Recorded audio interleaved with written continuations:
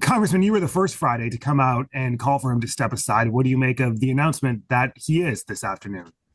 Well, I think we owe President Biden an enormous debt of gratitude. He's done a great job as president, got this country out of COVID, got us on track economically. And, I'm incredibly appreciative of everything he's done. But as I think everyone realized, we were trailing pretty badly in the polls post-debate. People had concerns about the president's age. And what Joe Biden did was put his country over his own personal ambitions, something you don't see happen very often among politicians, absolutely not in Washington, D.C.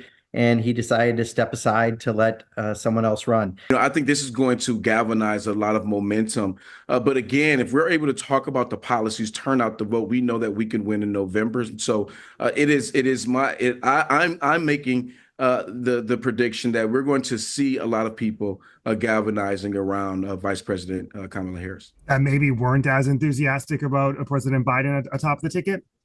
Oh, absolutely. I mean, I think that this is already people are already having the conversation about this. And I think that many people, again, are ready to move forward. We had the distraction out there, whether or not President Biden is going to stay in this race. And now that he's made his decision, I think now it's about what we do as Democrats to secure a nominee that's going to move us forward.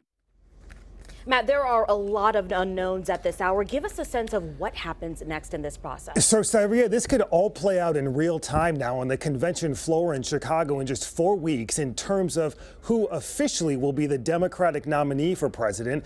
The delegates now are essentially free to vote for whoever they would like. The question, as we mentioned, will any other Democrat challenge Harris, and who will she pick as her running mate? As again, the vice president is expected here in Milwaukee on Tuesday. Political Director Matt Smith live in the newsroom.